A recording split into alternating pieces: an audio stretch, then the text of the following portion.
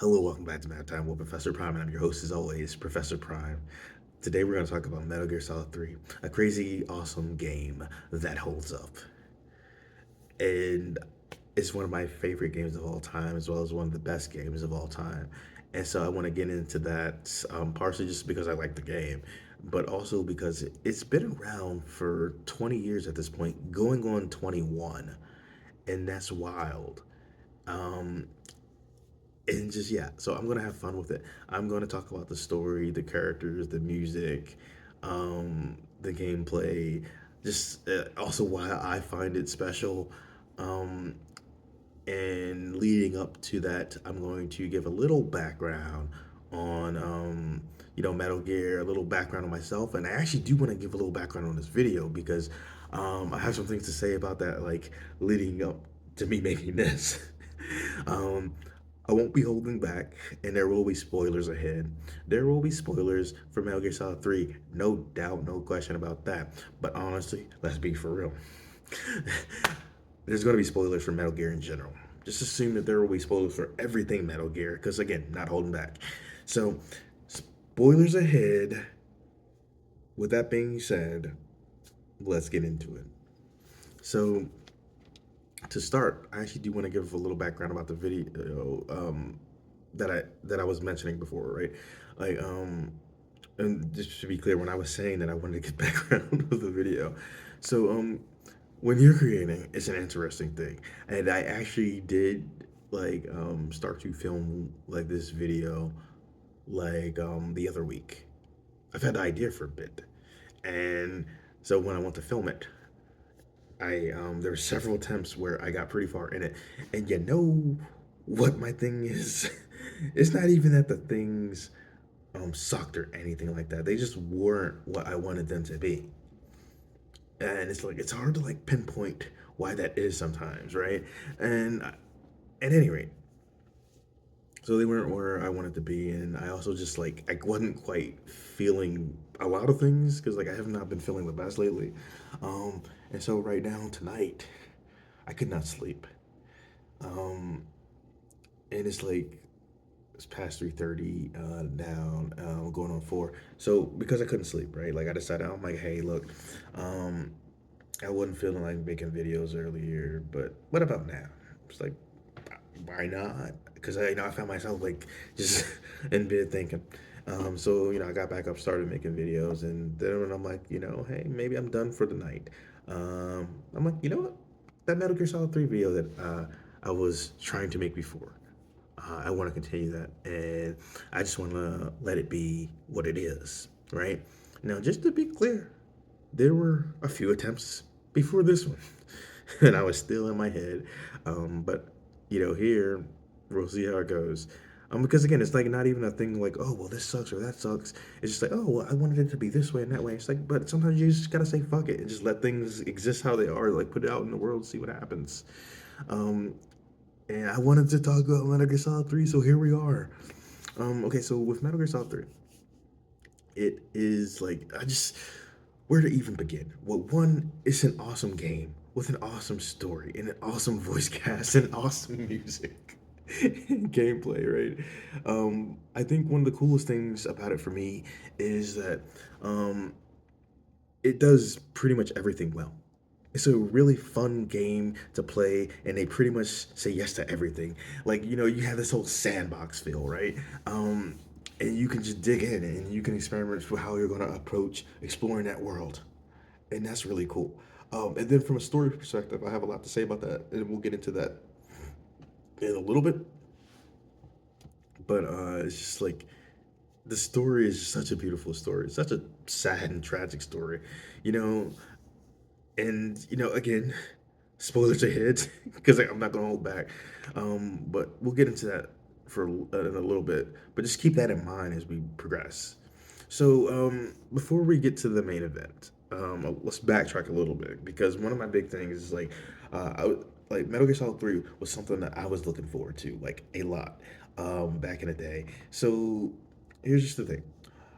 I like have been gaming since I was like 6. maybe a little earlier, but six is what I distinctly remember because that's when I got like the Sega Genesis and I got Sonic the Hedgehog. Um, so that was like cool. That brought me into the gaming world, right? And so um, you jump ahead about a decade, right? I very much could not afford a PS2. But by that point, even though I played a lot of games, there were still like a lot of games that I hadn't played. And as I was older and like more free to explore and more encouraged to explore, um, I went to like different games, right? Like went on a crazy run. I decided to get a new PlayStation, like the PS1, because my old one died, right? Because like I cannot afford PS2, but I can get a PS1 because that's much cheaper, and I can get some like cheap games, right? And I found a lot of like reasonably priced games back then for the PS1. I got to explore that before I was able to save up and get a PS2. And one of those games was Metal Gear Solid. Now, I had heard the end of Metal Gear Solid 2, um, the last speech that like Snake gives to Raiden, and that was cool, and I thought that was awesome. And I had already like seen some like clips from that game, so I was like, okay, interesting search. So when I came across like Metal Gear Solid like in GameStop like back in the day, I'm like, oh yeah, like let's get this, let's rock, and like let's roll, and it blew my mind. Instant fan. Because that game is dripping with atmosphere, right? And it was just this brilliant fusion of gameplay and story just working together in these like intricate ways and just pulling you in. The gameplay was on point, the story was on point, the music, the voice work, you name it. So, at that point, like I said, instant fan. At the time, I didn't have Metal Gear 2. Those would come later. But eventually, right, I would eventually get the PS2. I feel like I said eventually twice. Um, but at any rate, I got the PS2. Um, and, I had to, like, be strategic with what I was, sorry, get I had to be strategic when getting games, right? And so since I played like Metal Gear Solid a lot, and that game means a lot to me, I wasn't in a rush to get Metal Gear Solid 2. I'd also seen some things through it, but I very much wanted to get it. Um, my first PS2 games were actually like Devil May Cry and Prince of Persia: Sands of Times, with Metal Gear Solid 2 being like the third, the game that I got like about a month after I got those, and then just getting games bit by bit, either saving up or getting them as gifts, and I got to explore a lot of games. So at that point, played Metal Gear Solid like a million times, even back then. We'll play it a million more since then. Um, got to Metal Gear Solid 2. I enjoyed both the games. Metal Gear Solid a bit more so. So at any rate, right? Like I entered that fandom at the right time, right? Because so I'm digging these games, and then like 2004 rolls around, and at that point we were starting to see like a bit more about Metal Gear Solid 3 and that it was coming, you know. And there was a lot of hype and a lot of speculation, and it was going to be different because it's like you're playing in the past. And for a lot of people, it's like it was clear that like the person that we see in those videos, even though he looks very much like Snake, that he was going to be like a younger Big Boss, and that made a lot of sense, especially given their dynamic, right? So it's like, hey, but some people who like they took it to time travel, they went there. But anyway, so just from the trailers, it has like different look. It had this different feel. And it's like okay, so you get to Metal Gear Solid 3, and it's just like, whoa! It's just like it starts off so strong, um, and it has this like dreamlike feel to it. I like what they did with like the coloring and the lights, or sorry, the lighting, because it just gets off again like this dreamlike feel, this surreal feel, um, and it looks great and it plays great. Okay, so one of the big things, like when we talk about that gameplay, it's just like it's a different. It's like it's the same setup but different, right? It's like they took the formula of Metal Gear and expanded it, and that's like what the franchise does. but I think it's the way that it did that. So let's talk about the core like parts that it like has with Metal Gear Solid in general and Metal Gear in general, and then let's talk about what it's bringing to the table, and it's bringing a lot. So one of the big things, like you have with Metal Gear is the whole point is that you're sneaking around, right? And you can either keep up that stealthy approach, or you can attack your enemies head on. Um, but stealth is such a big part of that game, right? So you're sneaking around, you have your guards, and you're accruing different equipment, you're accruing weapons, and you're taking on different bosses. Usually some organization that have like some larger motivation, and they usually have a Metal Gear. So you have the basic formula, and as far as the gameplay is concerned, that has evolved over time. And by that point, there's a lot of ways to sneak around. There's a lot of ways to do that, and like different mechanics. And I'm sorry, there's a better way to do that. And God, it's almost four. Um, this is landing how I wanted it to land as possible. We're gonna plow through it. So there was a lot of great things that they refined that had been built up in Metal Gear over the years, right? You're able to sneak around, you're able to like do melee if you need to, get different equipment, get different weapons, fight bosses, and all that stuff. So all that is still part of Metal Gear Solid 3, but it's the way that they advance things. Because one of the big things is like as far as those melee attacks go, you have the idea of like CQC, close quarters combat. Um, and it allowed you to do a little bit more than just punch and kick and choke. It lets you do those and add a little bit more combo to it, but you could also interrogate guards. You can also like toss them with certain weapons. You're able to hold them hostage and be able to shoot do stuff like that. And again, like you can do like the regular melee moves, like the punching and the kicking, but you have a little bit more to it. But that's not all, right? So you got the CQC system, and that was a cool addition that they brought back in later titles. It's dope. So not only that, one of the big things that Metal Gear Solid 3 was all about was like, so yes, you are stealthing it up, right? Best you can. But the big theme is survival. And that was huge because it's like, yes, you're trying to survive in general in all the other Metal Gear games. But that's mostly you not getting caught by guards. Here it's like, yes, you're trying to avoid guards, but you're also fighting against nature to survive. Because like you have to eat, you have to maintain your stamina, you have to be out there with different animals. You have to make sure you're not eating the wrong thing and all that. So it's like it's a crazy thing because it's like, okay, you're fighting nature, you're trying to survive, maintain your health, maintain your stamina. You're eating different foods. You're trying to not get poisoned. Well, meanwhile, you're taking on the guards. You're navigating like the different bases throughout the game, and just like traversing the environments or different environments throughout it. So it's just like you have this whole fantastic thing of you doing a typical Metal Gear Solid plot or Metal Gear plot, um, but you have that whole larger survival theme to it. And you can get injured as you go, so you have to take care of yourself like that. And it could be things like cuts. It could be things like burns. You could get poison and stuff like that, and you have to like take care of that accordingly. So it's like you have all these different things that you're maintaining. And for the record, it's all math, right? There's math in the stealth, math in the timing, math in the guards and their positions. Um, math in you navigating your environment, moving at different speeds, moving to different locations.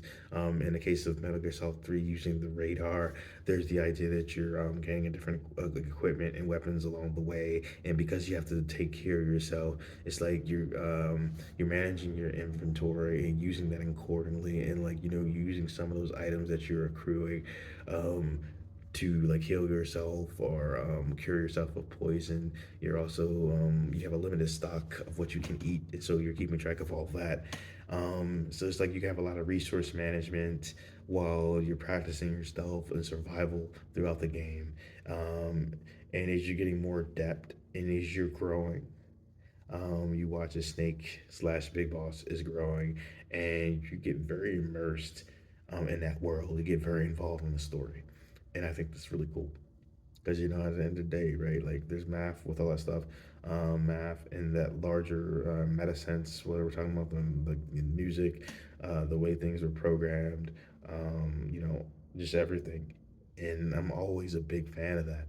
Um, with Metal Gear Solid 3, there's just so much going on, and there's just like so many things that you can do because like as you're navigating, the jungles and the mountains and like the different bases, it's like you can sneak up on your opponents, um, but you could take them out, and how you take them out is like it's up to you because you could do like typical things like you could shoot them, you could stab them, sure, but you could also have like live animals that you can keep because you have a limited amount of live animals that you can like keep in a cage, right? And so it's like let's say you have a venomous snake and it's living, you can like throw that on a guard and poison them, like which is crazy. Like that's even an option. And another big thing too is like you can like do things to like mess with the guards because okay, so throughout the games, throughout the game, you have different warehouses that you come across. Some store food, like they have food, they have rations, and some store ammo.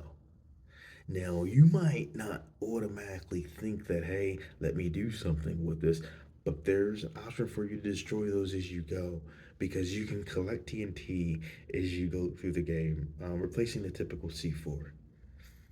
Excuse me. So you could take some TNT and you could blow up the different, ammo warehouses and like ration warehouses, and that actually does have an effect on the game. Like, because with the food, it's like eventually people in that given area will run out, and they'll get dizzy and stuff like that. They're not able to aim as well. They might even think that they're hallucinating if you're walking by. And for the ammo, it's like it's not infinite for them.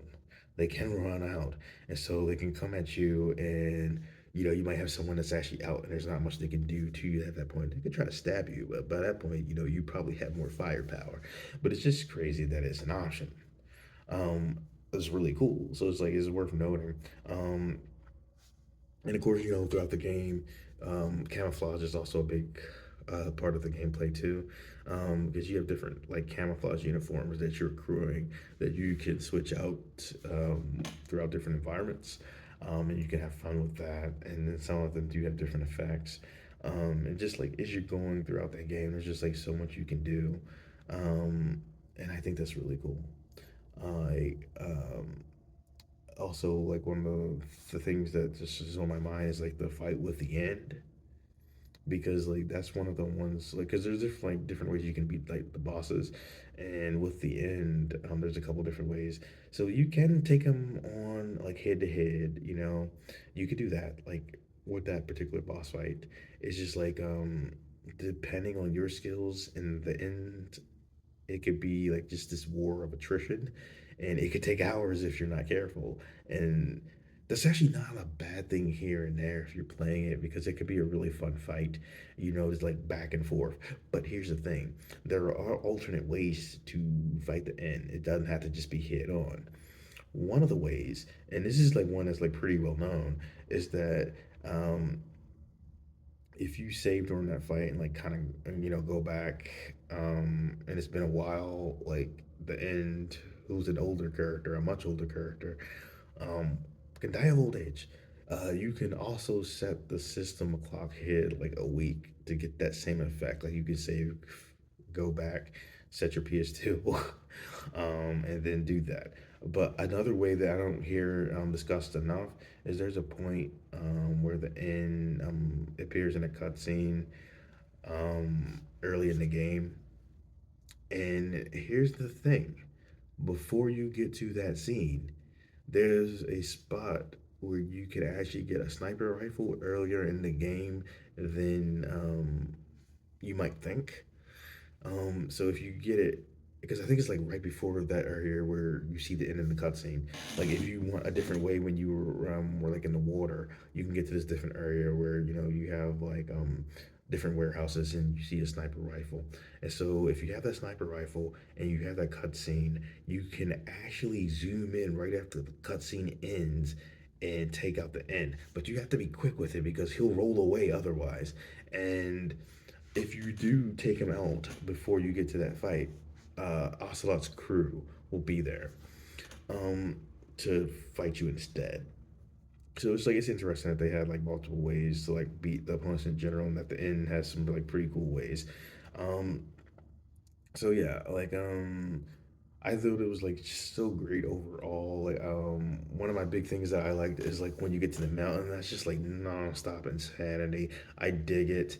Of course, like the last fight, when you have to fight the boss, powerful stuff. It hits me every time. I dig that game. The characters really well done. You get a good sense of Big Boss. When he's younger and he's working with Sigint and working with Paramedic in Major Zero, and you get a good idea of all these characters and how they work together. It's like they're kind of like the good guys by default, right? But it's just interesting to see what they're okay with versus not okay with. But more importantly, it's just like Metal Gear Solid 3 is like such a weird game in like the best possible way. And like everyone that you're working with has their own like quirkiness to them that like really plays off of each other. And I dig that. And so throughout the game, it's this interesting balance and mix of like just utter weirdness and absurdity to just like the sincerity and the seriousness. And so it's a good mix.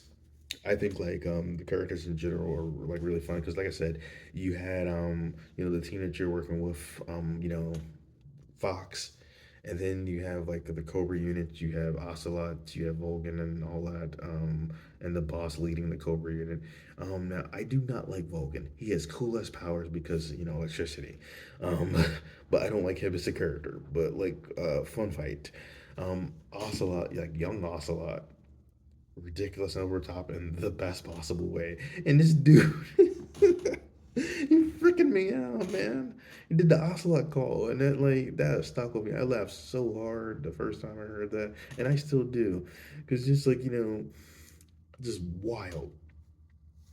If you played it, you know what it is, because it's just like he's like, "Oh, you're not the boss," and then he's like, "Row."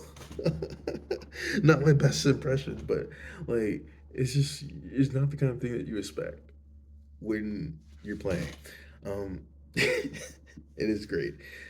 Um, but yeah, so the voice work was on point.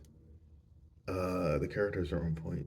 The gameplay and story is there was just so on point because with that story, I just like that. Like I said, it's this good mix of absurdity and sincerity, and they just balance things so well. Because just like you could be laughing 1 minute and just deeply upset the next, and I just think that everything just works so well and plays so well, and 20 years on, it's a phenomenal game. And I was there when it came out. I was so looking forward to it, and it did not disappoint. It's just like bonkers game that just they said yes to pretty much everything. Um, they were not afraid to be weird at all, and I don't know for sure how that remake is going to go, but they said they're going to try to recapture what made um, Metal Gear Solid 3 special. I don't think you can do it exactly like that and get the same results, but you never know who's that remake is going to hit and who that'll bring into the series. But even if it's not great, it doesn't really matter because Metal Gear Solid 3, that original, it is a special game, and nothing can really take away from that.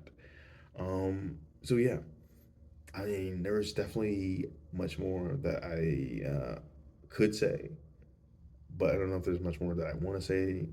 Just that I wanted to talk about Metal Gear Solid 3, and I think like it's a really cool thing because like the game in and of itself, but also the experimental nature that of it, and also the fact that it encourages experimentation.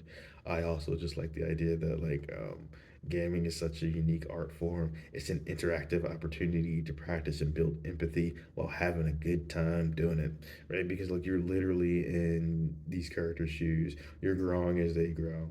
You're experiencing the world as they do and interacting with these characters as they do. And at the end of the day, it's math. It's math. It's art. It's beautiful. So yeah, Metal Gear Solid 3. It's one hell of a game. I dig it. I dig it hard. I'll see you in the future.